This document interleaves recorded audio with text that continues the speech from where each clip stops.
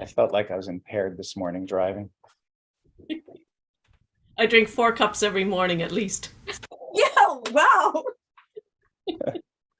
Okay, we are live on YouTube, and let's let the audience in here on the Zoom. We'll have a few people hopefully joining us live. Welcome to everyone on YouTube joining us live here. We're going to get started in just a moment.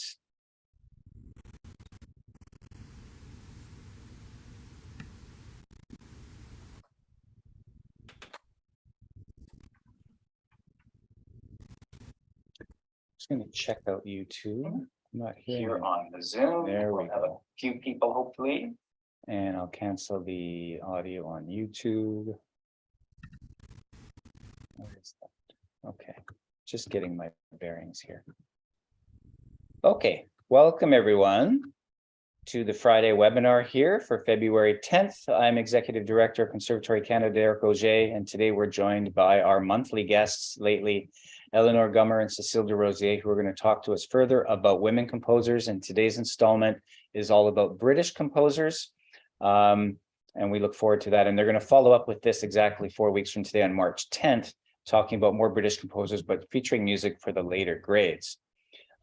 Just to sort of recap our schedule coming up here for the Friday webinar, next week on Friday, February 17th, we're going to have Marjorie Purdy back. Marjorie joined me 2 weeks ago to launch the Teaching Beginner Piano series, and she's going to give us her workshop that she's given many times out in British Columbia anyway, on teaching keyboard connection, not necessarily playing scales and things like that, but how to teach young kids from the early lessons how to interface with the keyboard in a solid way that's organic and meaningful, that allows them to have good tone.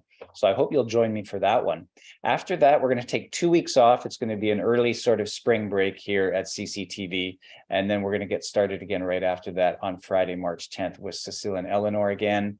And then I know on Friday, March 24th, we're going to have Alessandra DiCenzo back, who's going to share some of her research on teaching beginners and teaching them to read. So a couple of things to look forward to. You probably won't hear from us for a couple of weeks by email, but I'll start hitting you again in a couple of weeks so that you know the upcoming schedule and everything that's coming. Just a little plug here. I mean, most of you have seen Eleanor and Cecile at some point do these webinars. They're all available on replay on the YouTube channel at CCTV, Conservatory Canada TV. I just wanted to go over some of the publications because in the last 2 years, Eleanor has put a ton of stuff out there. All of the music they're talking about has been published by herself. So we have 3 volumes of music by women composers, 1, 2, some more advanced repertoire in book 3. These are really great. You can see I've got them flagged with things that I'm reading through. Keyboard sonatas by women of the classical era. That's a pretty thick volume as well. We have at least, there's 2 books here by Hedwige Chrétien. 6 preludes. Just giving you, so you know what, all of this music that's out there. Canadian composer that most of us have never heard of, Laure Choisy. Oh, she's not Canadian. Oh, she's not Canadian. French. Okay. Thanks for setting me straight. I'm thinking of Chrétien, who's Canadian, right? No, you're thinking. No, she's not either. She's Hedwige Chrétien is also French. Okay. Louise Perrin, Etudes. And then I just got in my mailbox this morning, Louise Langen's Jaffa, perhaps German composer. Something that's the latest one that's just hot off the presses that we're all starting to read through here this week. So I'm going to turn this over to Cecile and Eleanor. They're going to take over the presentation. Feel free to put any questions you have for them in the chat box or the Q&A. I'll also be monitoring the chat box if you have any questions for me. And we'll let you two take it away. Hope everyone enjoys. Thank you, Derek. We're going to introduce works today by Elizabeth Turner, Elisabetta da Gambarini, Cecile Barthelemon, and also Jane Savage.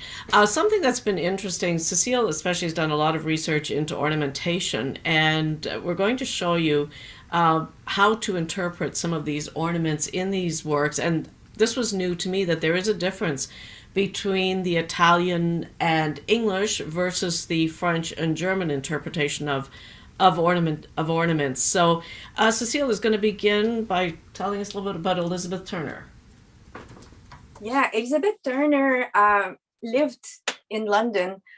She was born in around 1700 and died in 1756. So we're talking, at the contemporary of Bach.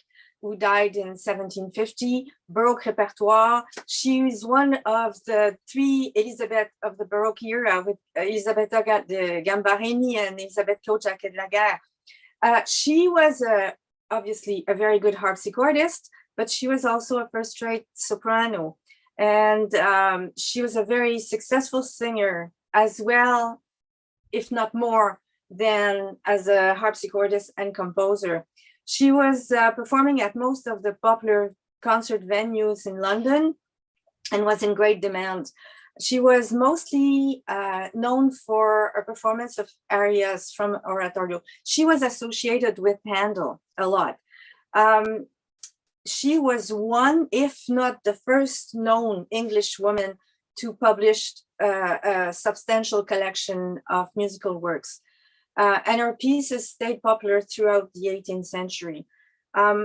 In 1750, our first volume was published, but mostly songs with accompaniment. And in 1756, it's her 6 lessons for harpsichord that were published, with also another collection of songs. So that's what we're going to be looking at. 6 lessons, each lessons with many movements, all beautiful. I really like her works. And our list of subscribers was quite impressive. We're talking around 400 names. Handel was one of them, but I noticed some names from Barbados, so clearly outside England. She was also published in magazines like the London magazine, the Lady magazines, and she had the surname of the ingenious Miss Eliza Turner. Sometimes you see Elizabeth, sometimes you see Eliza. And the London Evening Post reported her death as follows. Yesterday died at Islington Miss Elisabeth Turner, whose extraordinary genius and abilities in music make her justly lamented by all lovers of harmony. So today we'll present you 4 pieces by her, levels 5 and 6. And the first one is called the Savoyard. I found the title very intriguing, Savoyard. So at first I thought that it could refer to somebody living in Savoie, the province in France, but I found a much better story. It's a reference to the Savoy in London.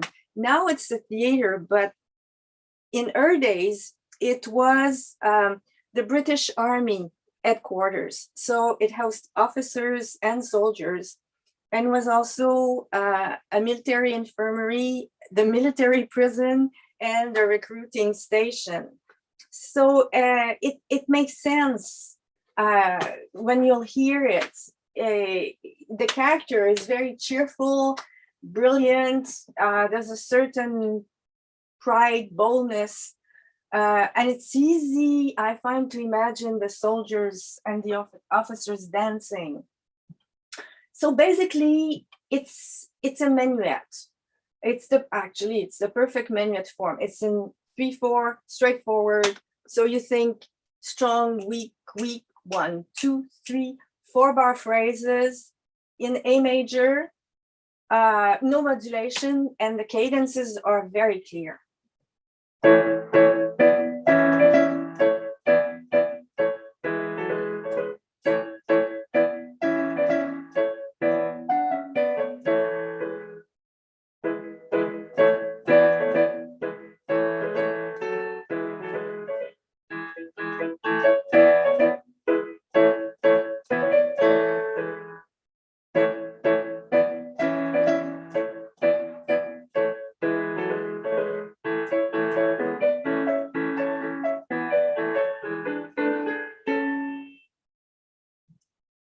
So it would be I find it very helpful for students to go to YouTube and watch videos made by professional dance companies. They see, if they watch the Menuet, for example, I really like the one presented by Il Giardino Armonico. I think we'll be able to give you the link in the chat box. They see the lightness, the bounciness of the steps of the dancers, and it helps them to associate that to the lightness of touch and the clarity that they need to play that music. When you look at that, you see the chords first, but you have the melody that's double with the top notes in the left hand.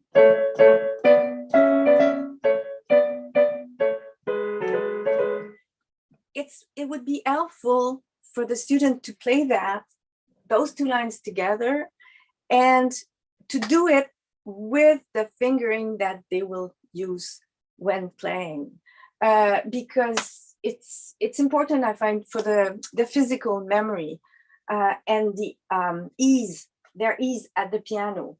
So on the other hand, if you listen to the bass, it's basically only two notes, A and E.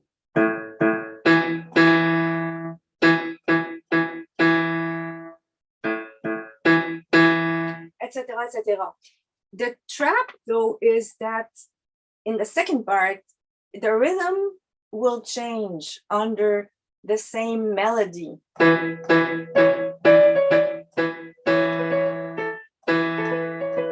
Etc., etc. And it can be tricky to coordinate the two hands together, especially when so it's good. Let me say that first. It would be good to also play, let's say, the melody, right hand, with the bass, which sounds like a big drum. So again, I can see the connection with the headquarters of the army. Sorry.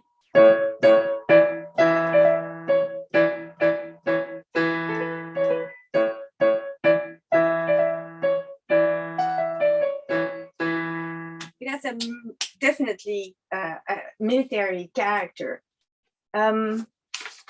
Now, in terms of technique, we're talking here fingers and hands that need to be firm, the wrist quiet, and the arms light, as if they were suspended. Now, this is especially important for me because I see older students, more advanced, that come to university and they don't know how to use their wrists properly. So they would play something like that. So of course it affects the sound and it makes it harder to play. The movement of the wrist interferes with the actual action. So you keep your action quiet, fingers, hands quiet, fingers firm. The chords are detached. So I tell my students, think hand, wrist, and arm working together as a unit. And you're bouncing from here, like if you were jumping on a trampoline. It's Chopin who said something like the movement of the wrist for the pianist are the equivalent of a breath for a singer. So if you do this, you kind of break the melodic line, the direction of the line. The dotted rhythm, of course, have to be very precise, very energetic. Let me check something. Yep, okay. An interesting device is, if you've seen the score, bar 13, you have the melody, but it gets off with the left hand. And it comes back the last line like this. I would suggest to practice together first, but giving attention to the length of the notes. Left hand, quarter notes longer, and then the right having the 8 notes, so much shorter.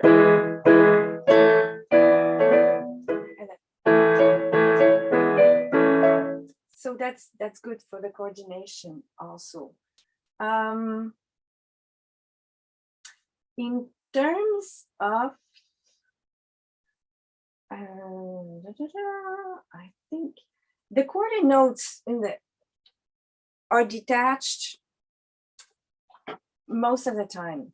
At the end of section, for example, at the end of the first section, bar 8,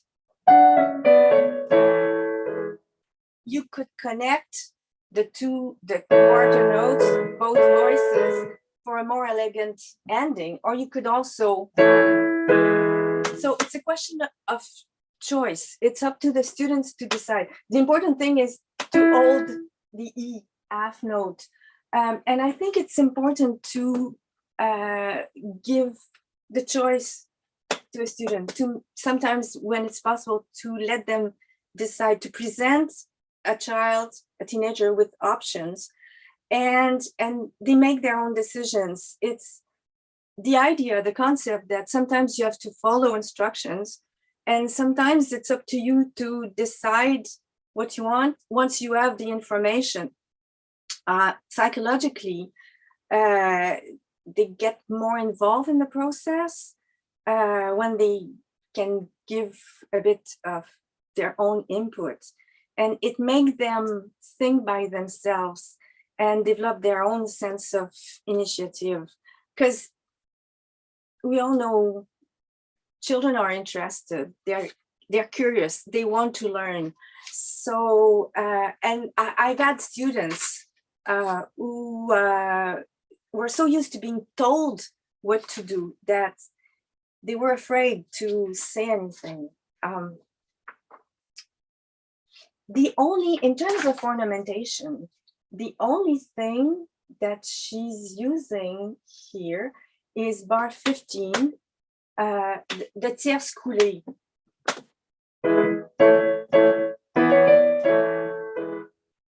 So that would be, because it's part of the chord, the B, you start on the beat. Another point is repeats. What do you do with the repeats? You can add a few more ornaments if you feel like it. I would say in this one, because it's so rhythmic, I would maybe add a trill, bar 16, on the beat. But I would keep it very sober. Now, the second one, it's also a menuet, but totally different. It's menuetto affettuoso. So you think gentle, tender character. Affettuoso would mean affection, with affection and tenderness. So it's going to be slower, more lyrical than the previous menuet. It's in D minor. So in terms of character, you think a bit melancholic, calm, serious, and more fluid.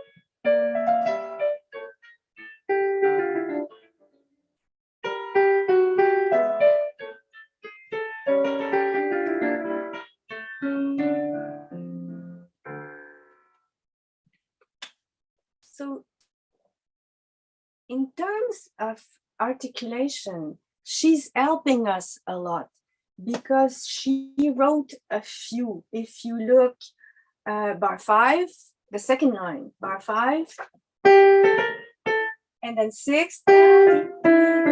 So she slurs those 8 notes by 2. Same thing, bar 9, the third line.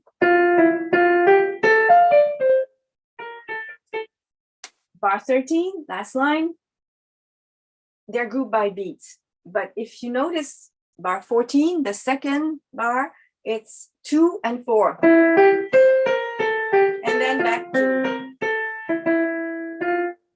So from those, we can deduct a few articulations. We can draw conclusions. For example, from 9, then we can conclude that bar 12, the left hand, we can, because it's the same motive.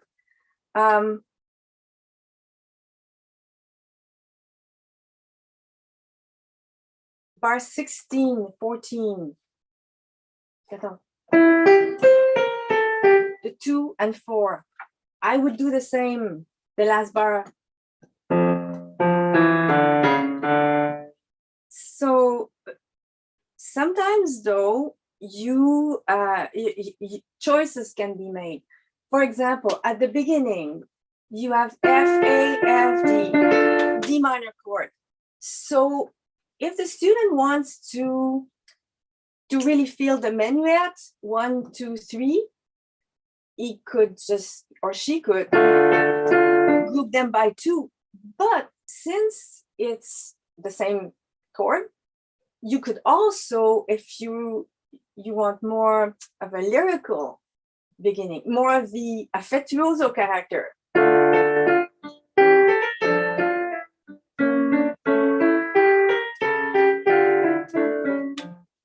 So both are good. In general, in terms of ornamentations, Italian and English composers were much cooler about that, much more flexible. We're used to, Bach, German composers, French composers. It's almost compulsory. We start with the trill. We start the trills with the upper note, and we see that as a norm. Italian, Spanish, Portuguese, English. Like I said, they were much cooler. Left much more to the performer to choose from.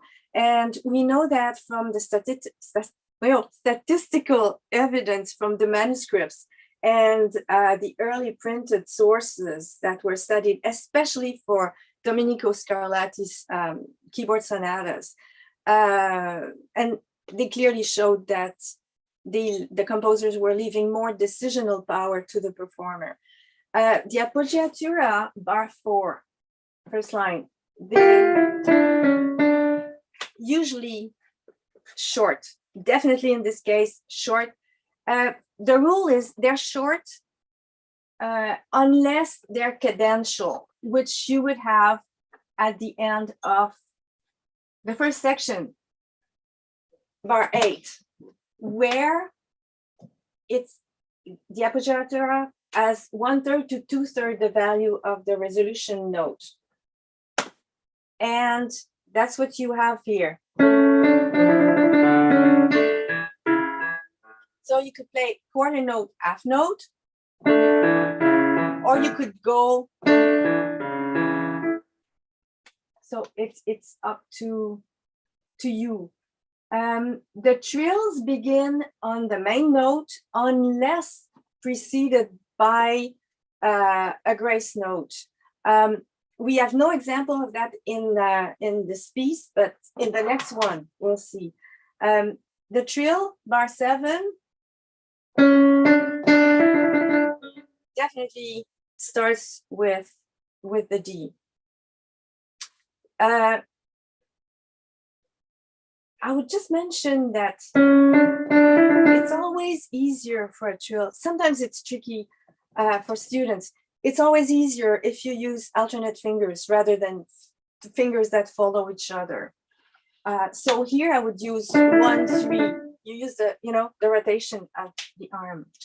The next piece is a fun one. It's a tambourine allegro.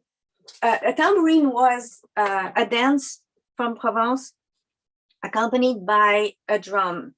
And that's exactly what you have here. The drum, very rhythmic. And sometimes you had also a flute, and I could very well imagine the flute playing.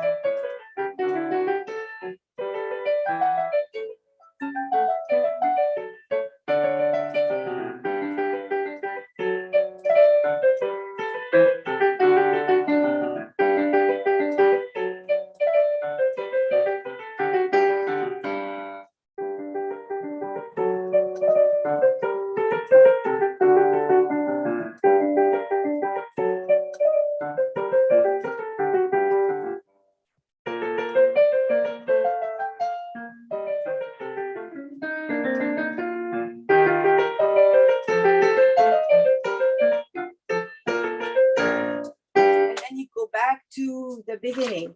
So that type of dance, the tambourine, was very popular through the 18th century. Rameau included that in some of his ballet. Handel wrote some. Gluck.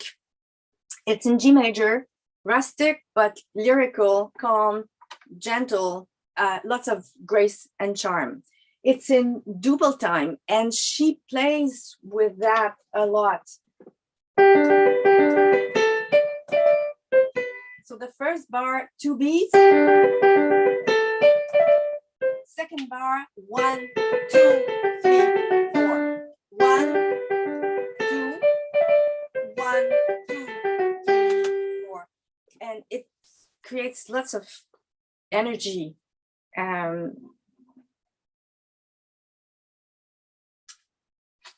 It's an A, as you heard, it's A, B, A, C, A. So you have refrain, couplet, refrain, couplet, refrain.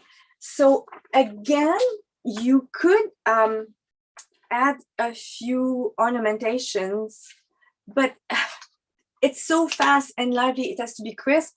So there's no room really to add much. Keep it light. Left hand, all detached. Again, she wrote many herself. If you look at the third line, bar 6. So you can draw conclusions for others or in other places.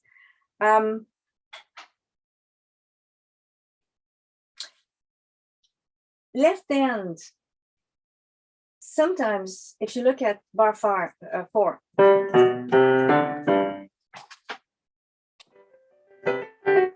same thing, you can play them detached or slurred by 2. So more flexibility. Ornamentation, you have trills. Always on the beat, accent on the first note.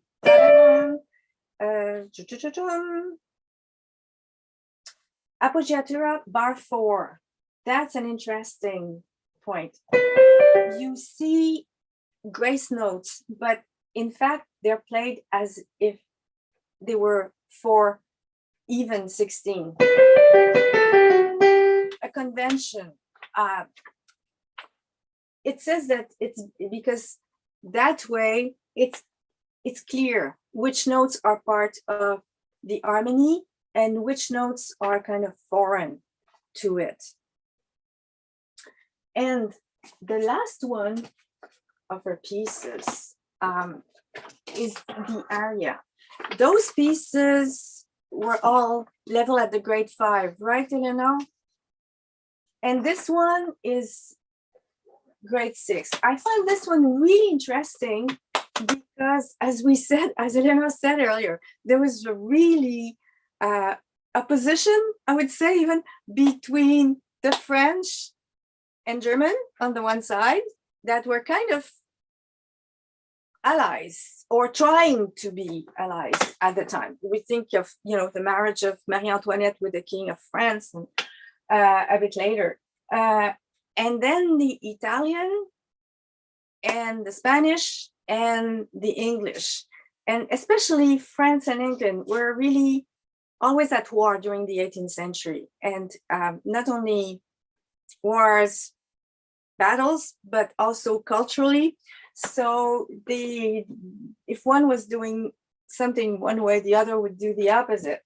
And so I found that really interesting that in this area, which is a song really, Elisabetta Turner kind of used notes inégales, long, short,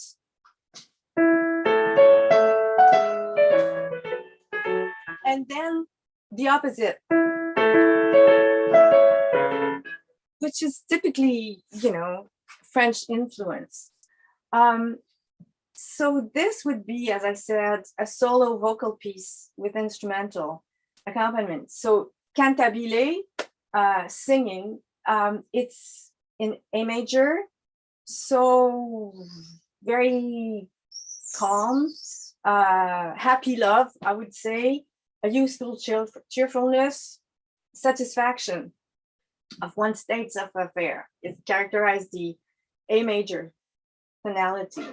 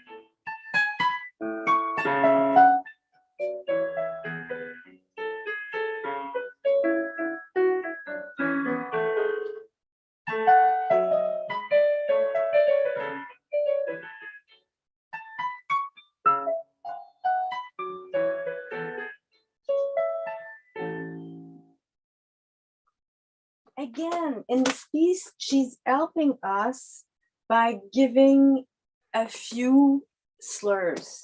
If you look at bar 21,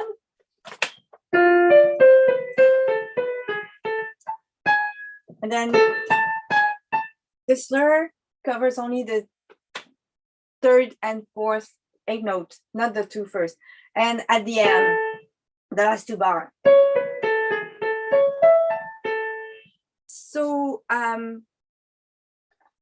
you start with the pickup note, so always staccato, and she, because of the slurs that I mentioned, I would adopt those from the very beginning. So just walking pace. The left hand quarter notes always detached. I think it's accepted now. It's like a cello, one bow per note. In terms of ornamentation, you have the trills, of course. Bar 2. Again, on the beat with the first note a bit accented. Also, I think it's easier in this case with 1-3. You also have trills with the appoggiatura, bar 4. The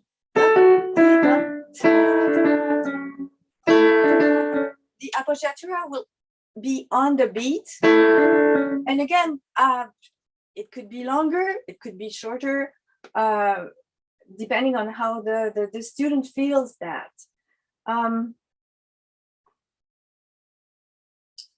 The appoggiatura bar 7 and bar 9 are very expressive. And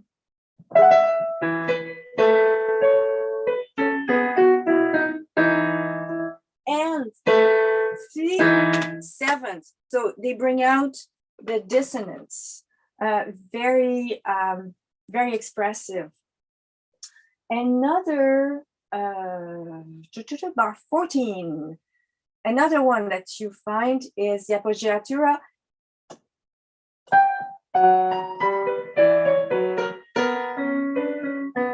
see, so this you can play a quarter note, half note, or you could go,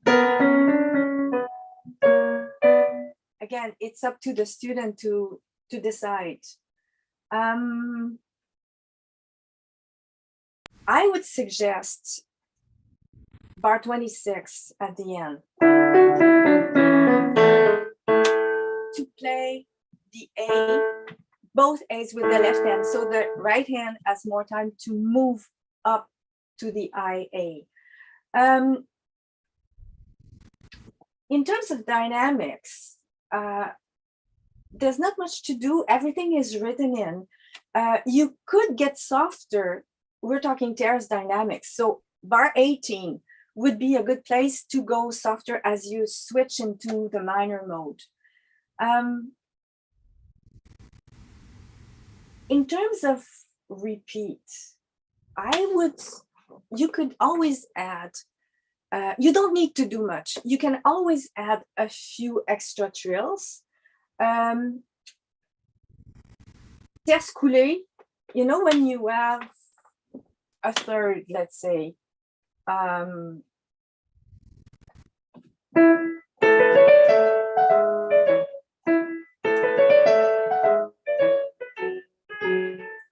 things like that. Also, she used retard, bar 7. You repeat the beat. So you could use that in other places. But I would keep it, you know, you don't want to do too much, just a little bit here and there, keeping the character of it. And that covers Elisabetta Turner. And now we're moving to, it is another Elisabetta da Gambarini. Yes. As exciting. And Elisabetta Gambarini was born in London in 1730 and died in 1765 at the age of 35, so she was quite young. Her father was an Italian nobleman who worked for an English nobleman. Her mother was Croatian and gave music lessons to aristocratic children. She had 3 siblings, but only Elisabetta lived into adulthood.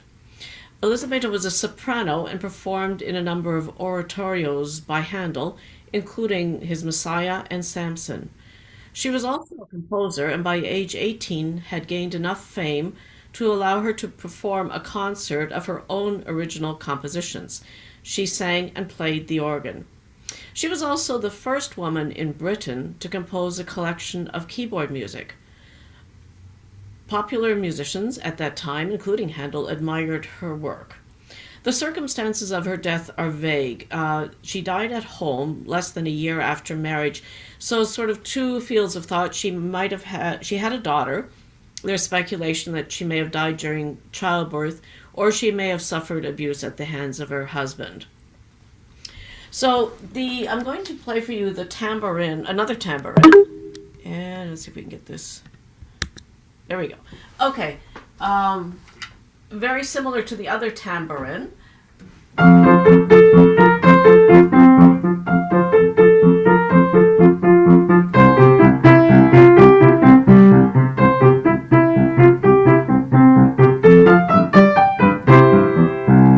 So very lively, and again, basically 2 notes in the left hand, the tonic and the dominant. So I think one of the confusing things is it's in 6/8 time, but the left hand oscillates between the two notes. In terms of ornamentation, if I were to play this, I would probably add ornaments on the repeat, sort of like a da capo aria style. So you could do something like.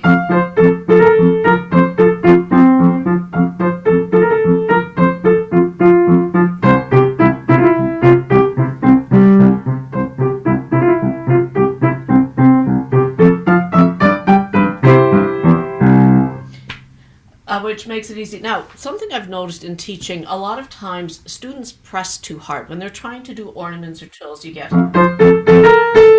and their fingers get stuck in the notes because they're simply pressing too hard. So I tell my students, think of tickling the keys. Very, very light.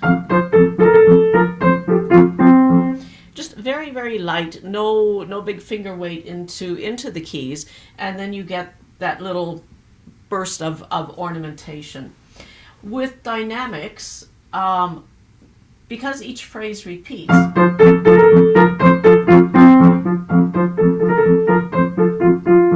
I would do the first time loud and the second time soft. Of course, you could also reverse it. So this is kind of a fun piece to work with a student because there are all these different ideas. So you can bounce the idea of ornamentation off them. What do they like to do? I like to slur the first two notes. You could also play it all staccato or slurred in threes. So this is something the student can have some fun with and think about how they might like to play it. The second half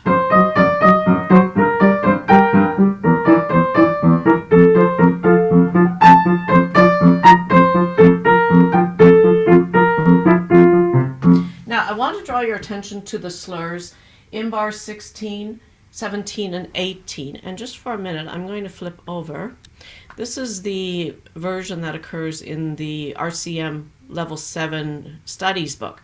And you'll notice here the slurs are the opposite.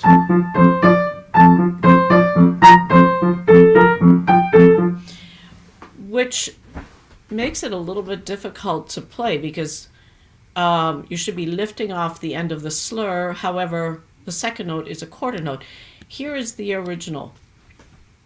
And if you notice here, the slurs in line 3 are indicated with slurs.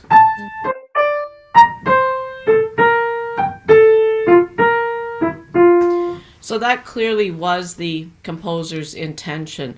So if you have a student performing this piece, it's important to remain true to the composer's intentions and also to be stylistically correct.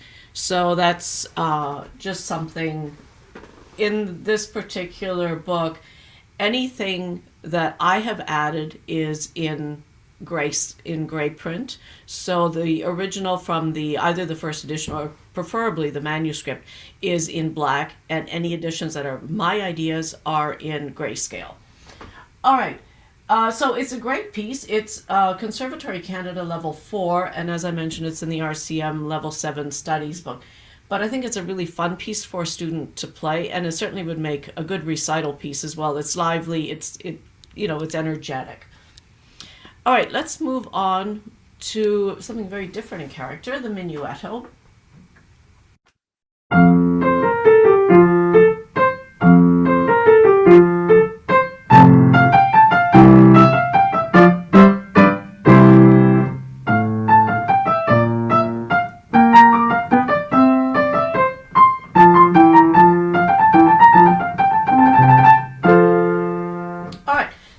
In terms of ornamentation, just some ideas. I like to do the mordant on the first one. And again here. And here. And here. Now here you could do or. So especially if you're going to play this with the repeats, if you play it straight the first time, then you can add the ornamentation on the repeat. In the second half, I like to slur these. slur here for 3 notes.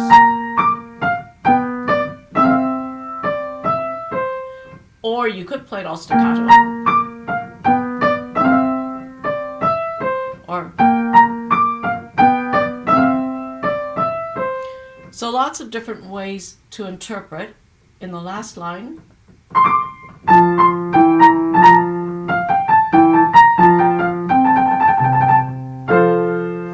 and on this trill I like to use 1-3 to get the rotation happening. The other trill I like is 2-4 because fingers 2 and 4 are very similar in length. So that's another nice trill, a fairly easy one, and you can employ the rotation of the wrist. Let's change the camera angle here. So either one, getting the just getting looseness of the wrist. I once had a student. He was working on a piano concerto. I don't recall which one, but it had one of those prolonged trills. To practice the trill, he trilled for half an hour at home. He got the trill. He did it for 2 reasons. One, to get the trill, and the other, to drive his older brother crazy. But whatever, he learned to trill. So it was kind of fun. In terms of dynamics, I think it's a very bright, colorful minuet. So I like to start at a forte.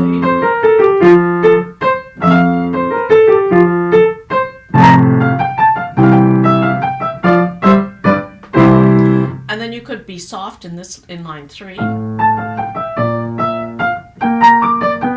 Sorry. And then back to forte.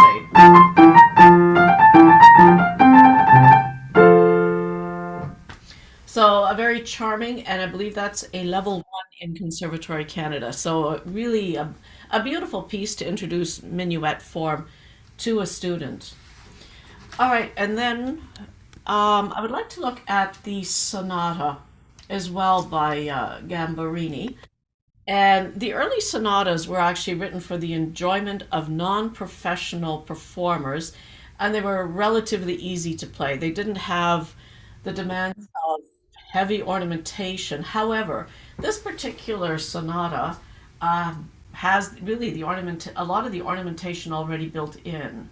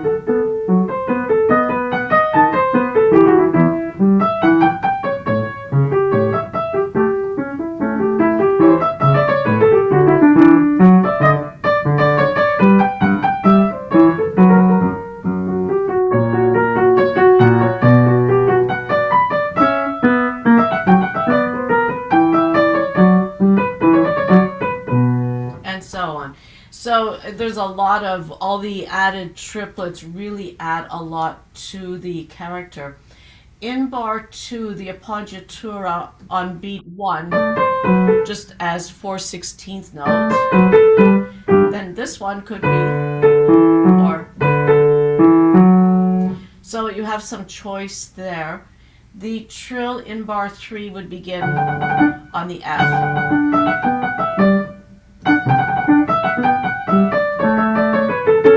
And so on bar 4, the trill again on the beat. However, in bar 5, the trill would begin on the upper note because of the appoggiatura. But really a very charming first movement. The second movement is a Siciliana.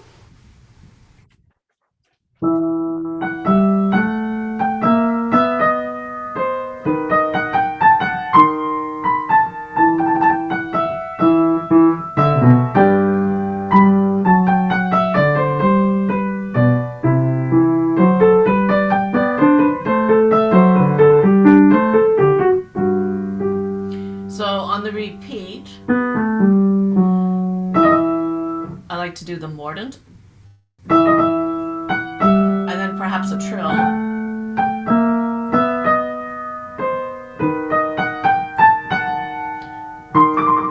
I like to do the trill on the C.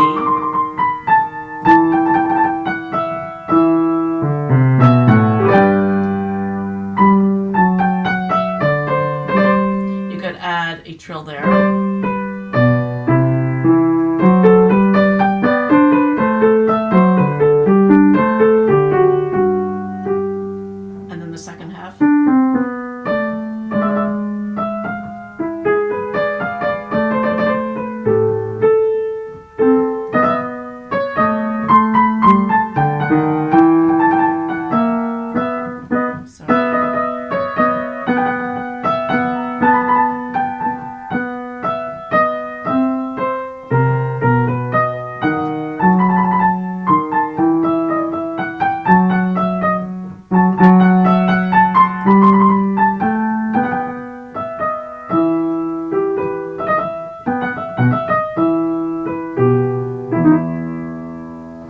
So I would play this fairly legato. It's a very beautiful, very lyrical, an emotional piece. So I really do love this particular movement. Some interesting harmonies through that. The Giga, the third movement.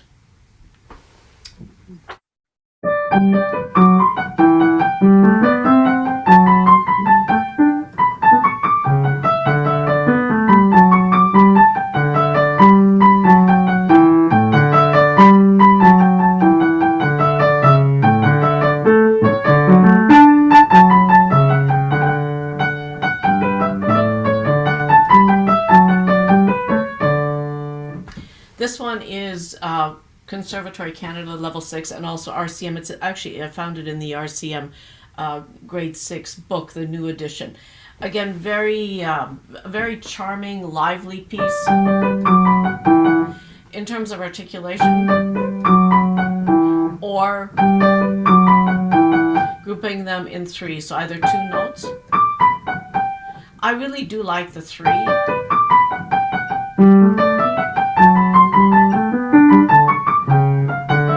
So a lot of this I would probably play the eighth notes legato, left hand.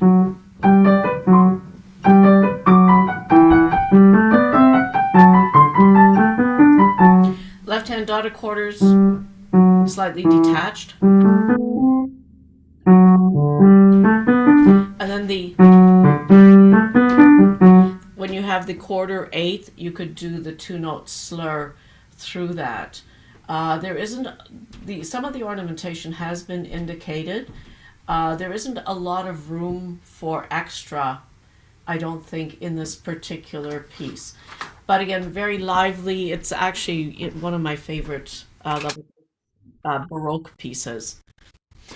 And then we move on to Barthélémon.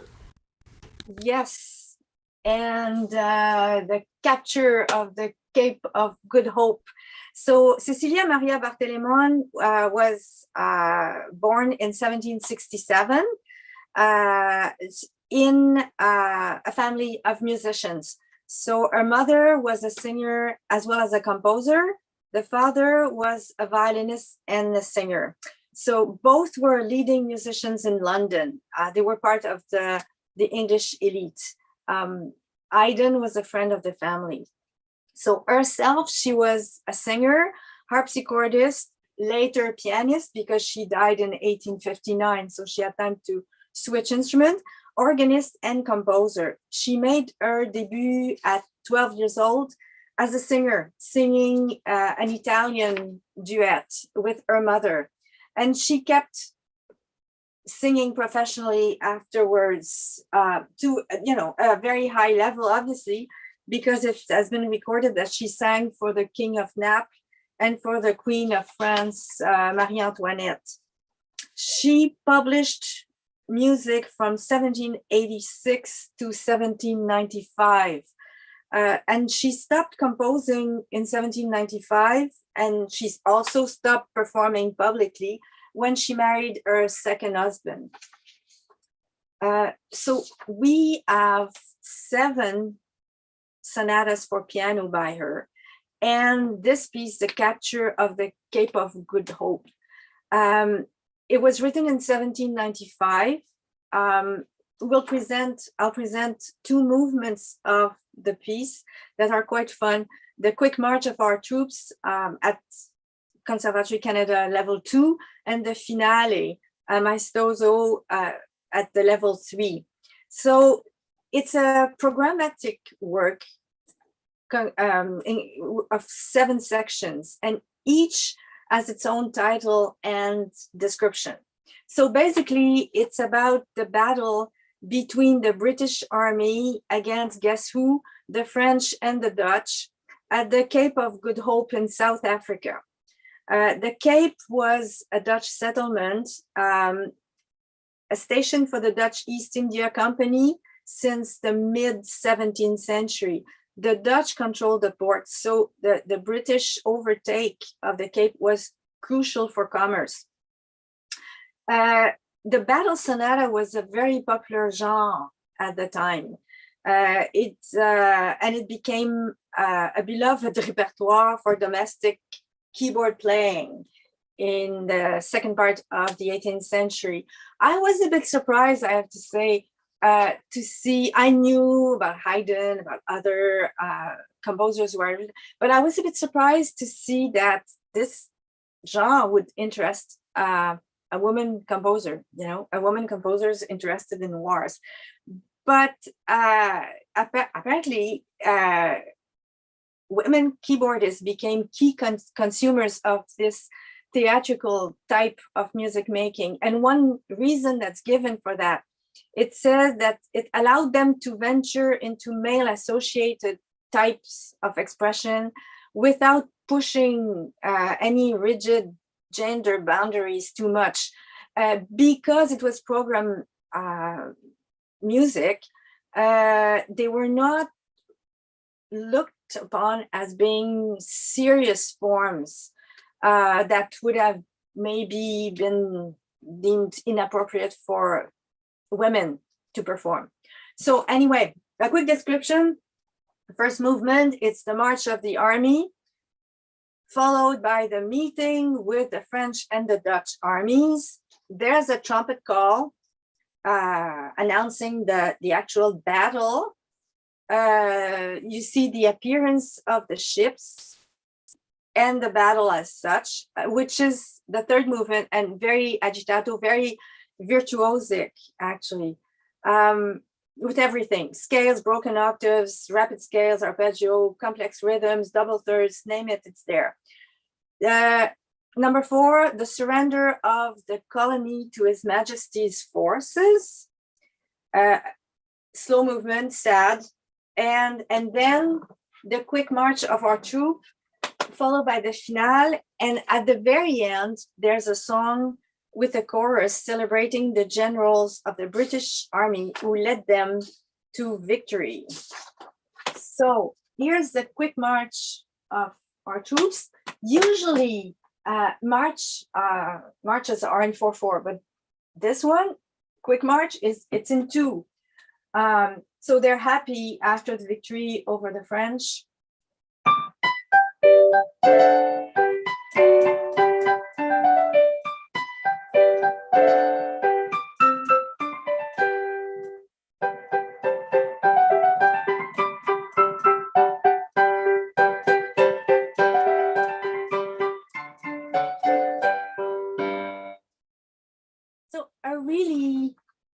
fun piece to play. Again, it starts with a pickup staccato that is recurrent during the first part.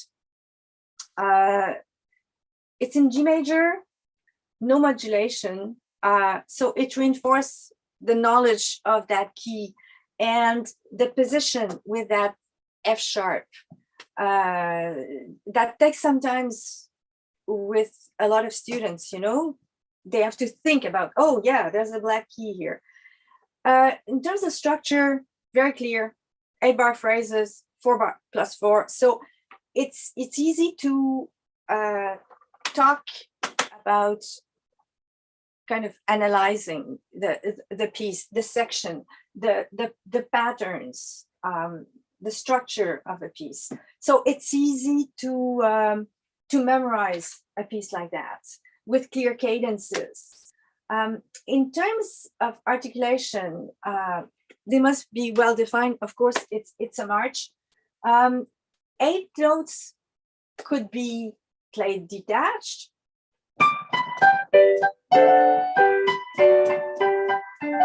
Therefore, matching really well the thirds and the sixths, or you could link them by 2.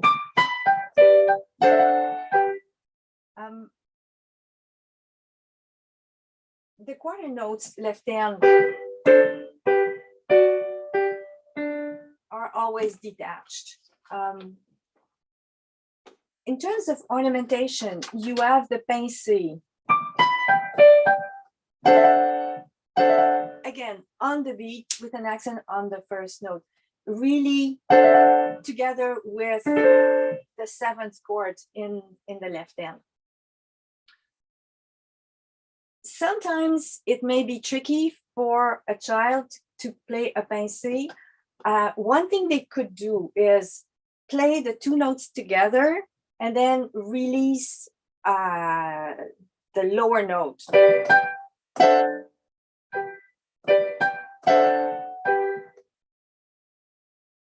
It works because the pincé is there to give an accent. So we shouldn't make too much of a fuss with it. In terms of technique, one thing that is tricky is the 3rd staccato, bar 3. It could be helpful to play just the top note with the right fingers again, 4, 3, 5. So they get used to the choreography of the hand turning towards the 5th finger. And of course, when we play thirds, we always have to turn towards the shortest finger. If it's the 5th, turn towards the 5th, the thumb towards the thumb. So they get used to that wrist movement sideways, moving towards the left.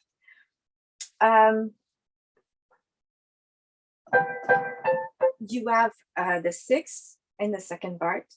Bring out the top note so that the melody stays clear and projects well. Part 10 and 12. That's a tricky movement, and it kind of set the tempo of the march. You can't play that if you're too fast. You have to turn from CE to F sharp and A, moving towards the thumb, which is quite unusual at the time, actually. It's quite daring, and it forces you to slow down a little bit. So again, that's something to practice, the CE to FA, F sharp A. It's not such a comfortable position, getting used to move in the black keys, playing the thumb on a black key. And then there's the broken octaves in the second, well, bar 7. There I would play you could either play them detached or connected. So it's a question of preference there. In the second part, same thing. Or I personally prefer to play them detached. It's more rhythmic, more march. The other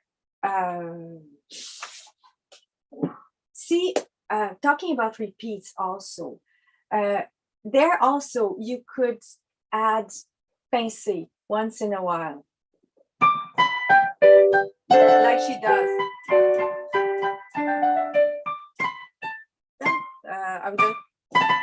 Yeah.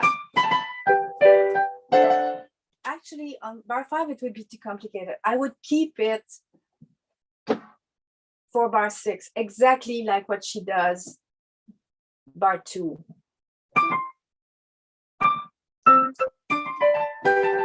You could add a trill at the end of the first section. What you could do, that would sound nice and would be easy, is crushed appoggiatura.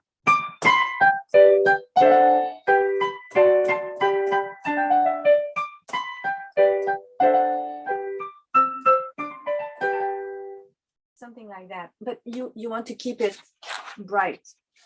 The next movement, level 3, it sounds also like a march, but it's maestoso. I have a student, an adult student, to whom I gave that piece, and when I played it for her, she looked at me. She said, and I didn't know she was part American, and her family came from Sweden. And she looked at me and she said, "But this is the Swedish happy birthday."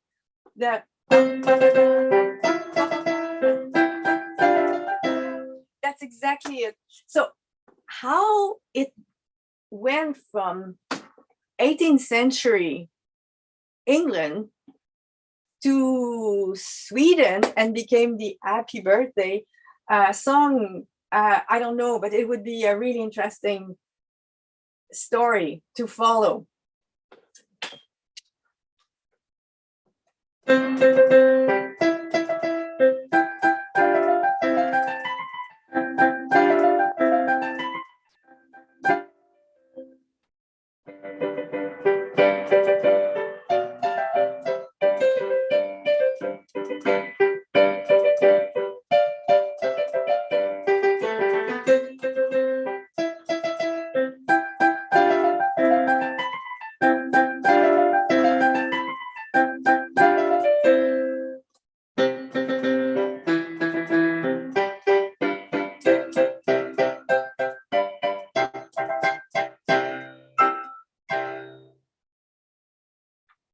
Again, a really fun piece, very exciting to play. She wrote a few articulations herself, but very few. Bar 12, 11. So clearly the 2/16 connected and separate from the second beat. And what I found really interesting is bar 12. That forces a little bit of a ritornito. The 8th note at the beginning can be played either slurred or detached. This would bring out the beat 1 and 2, or this sounds more decided. So it's a question of character. Bar 15, technically, those are not easy. So I would suggest you play them clearly detached. Or you could do 2 slurred and 2 detached. But again, this is the kind of bar that kind of tells you something about the speed, because they need to be slow enough that they're clear and punchy. When you have those bars with 16, like bar 4, you could group them by 4, or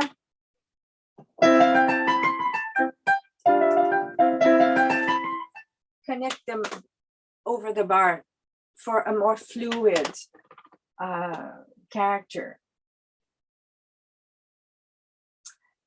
Another point that I find important is when you have repeated notes, they're not created equal. The ones that are on the beats are going to be more important than the ones that are not.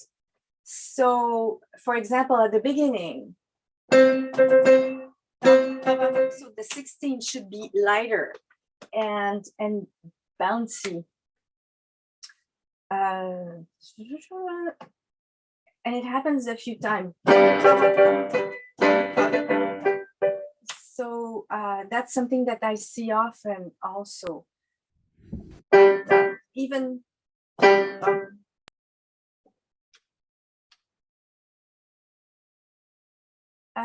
finger technique.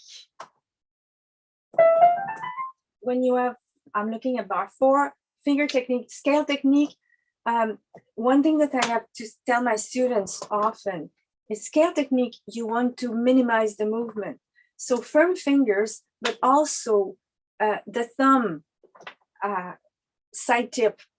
You don't want, if the hand goes like this, go up and down, it slows you down and it makes it harder to play even. So I tell them, keep that hand at the same level, high enough so that the thumb has room to move underneath, and think side tip. Broken octaves in the second part. Again, detach a staccato. The important thing is that this is in fixed position, an octave position. Keep the handprint, and it's the rotation of the forehand. In terms of ornamentation, she, in that piece, she used only one. It's the crushed appoggiatura.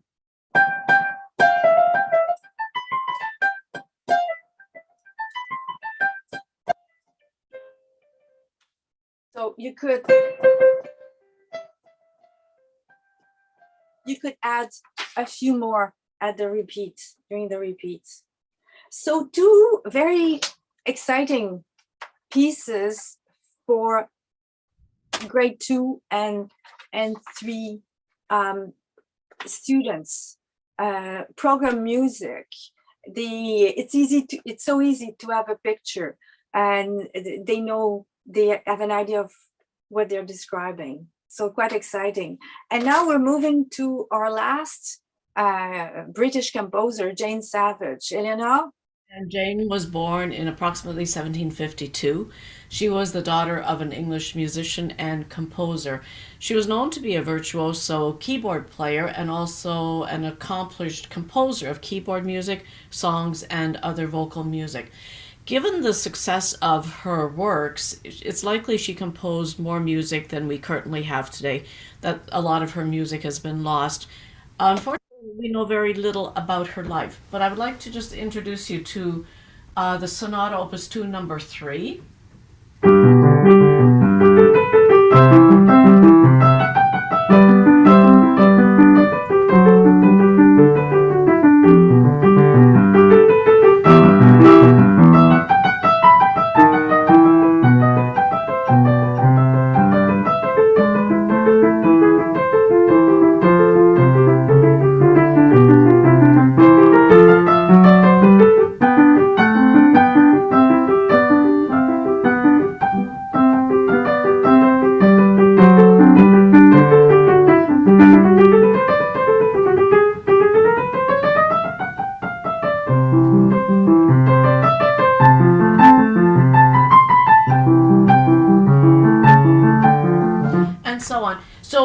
this piece, this movement is comprised of is a lot of broken chords.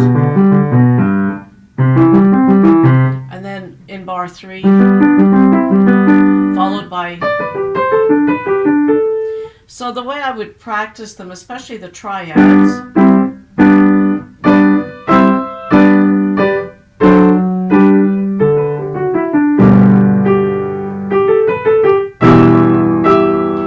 I find the trickiest part is the chord progression, measure 7, right through to measure 11. So on the right hand, so we've got E minor, and then we go into C major, and then into A minor, and then back into C major, and then finally ending.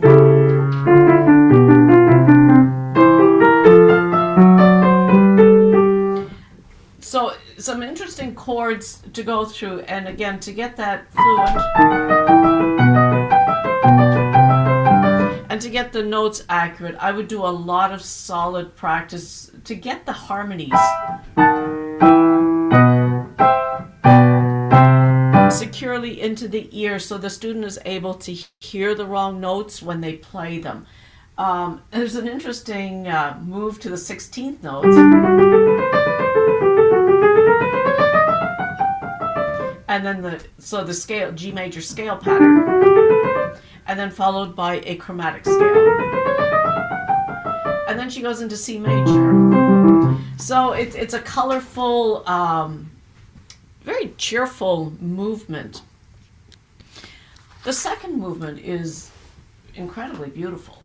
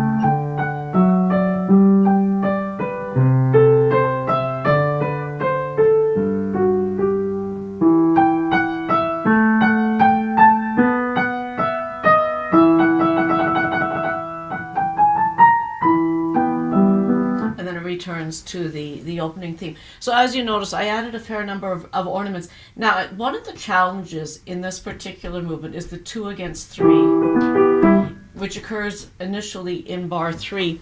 The way I teach these unequal groups, I'm going to just show you, so whiteboard. Okay, are you able to see this? Does the whiteboard show up?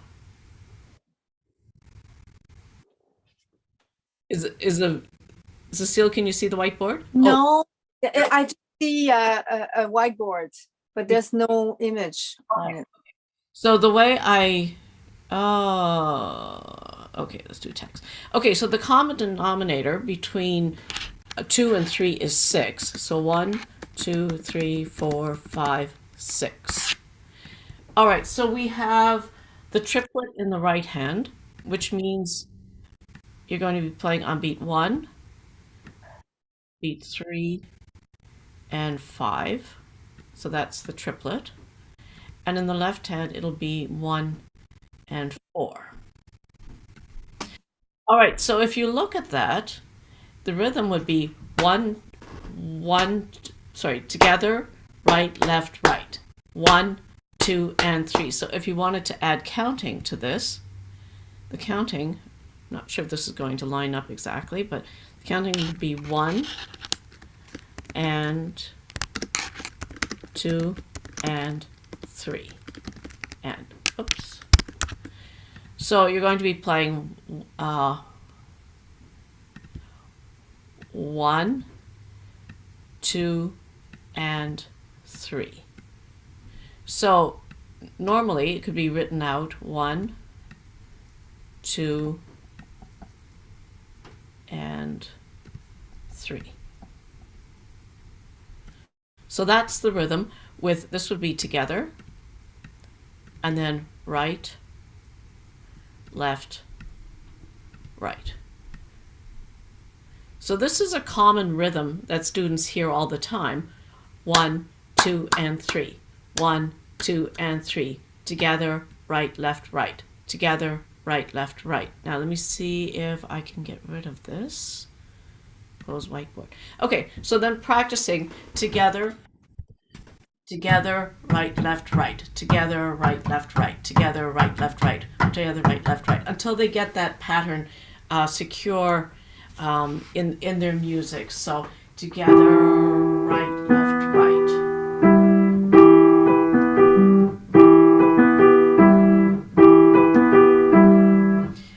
And that occurs many, many times in this particular piece of music. Let me just pull that music up again.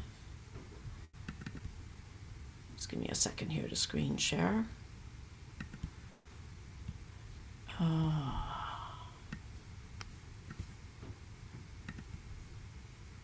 right, there we go.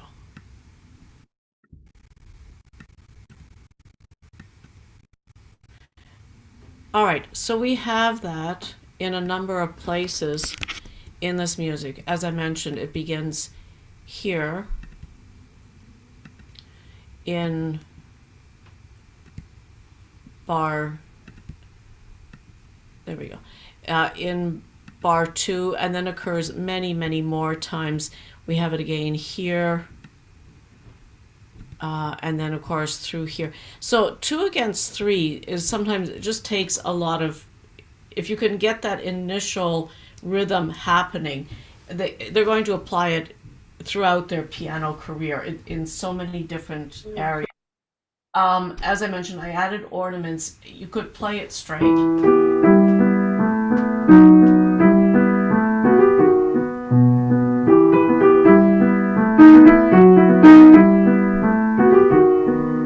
So it's really left up to the student how much they want to ornament.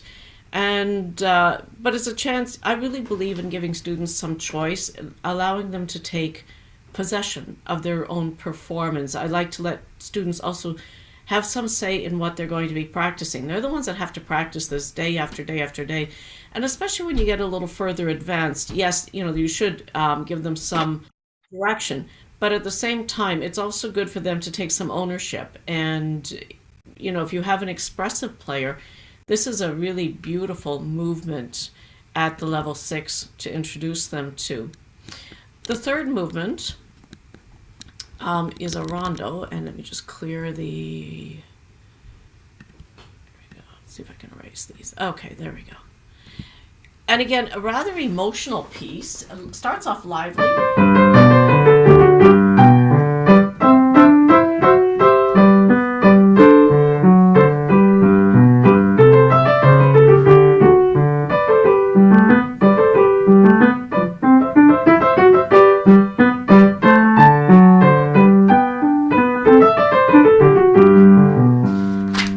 Into the minor key.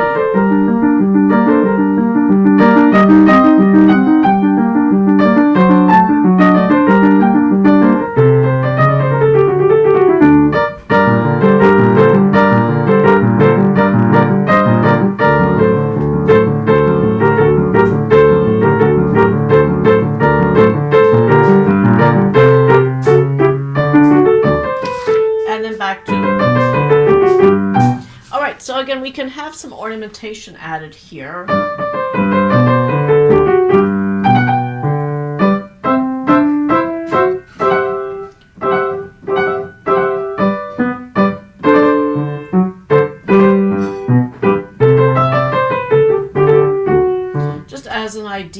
She does indicate slurs. So in the left hand. And then this could all be staccato.